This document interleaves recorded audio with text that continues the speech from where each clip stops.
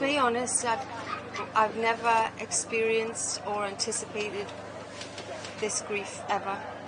You know, I lost grandparents when I was younger, and I lost a friend when I was younger, but nothing like this. The feeling of shock and disbelief. I mean, it still lingers now, to be honest. I still can't quite believe it's real. I think as well, like, for us as a five, like, you know, all those years spent together, we basically, our whole lives changed together.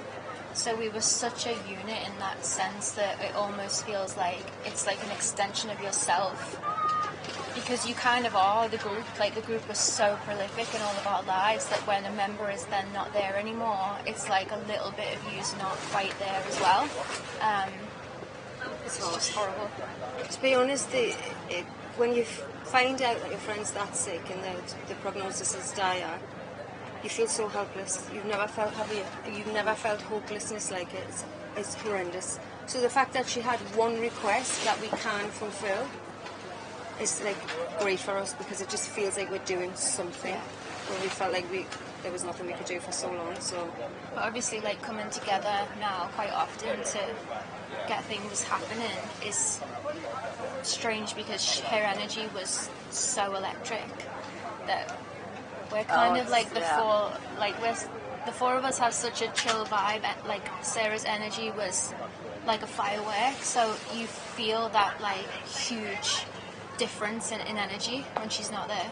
I think that for us right now, like, we don't feel like Girls Aloud. We don't feel like a band without Sarah. She, like I said just now, she was such a huge part of our energy that it doesn't feel like that. And it hasn't even been a year yet. Yeah. Like, doesn't feel like she's gone at all, but it doesn't feel like This time last year, we were actually hanging out. We all met up last year, and she was there, and we were talking, and she didn't even seem that sick.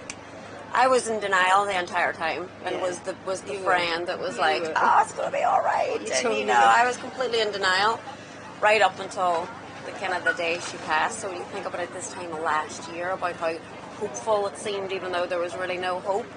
It's really a lot to kind of I think as well, like, we were concerned of your denial. Like, I think for me, like, I felt like I'm worried for you that you're not so present in the reality of it. Everyone deals with grief in a situation like that totally differently. I was fully embracing it and talking to her about the afterlife, because I'm a huge believer. Nadine was like, "Oh no, we'll be on tour next year. We've got a 20th reunion to get on with, so you need to get yourself together. Get your glad rags on. You're going to do? Are you going to go short? Are you going to go long? What are we doing?" It's, everyone just handles it in their own way.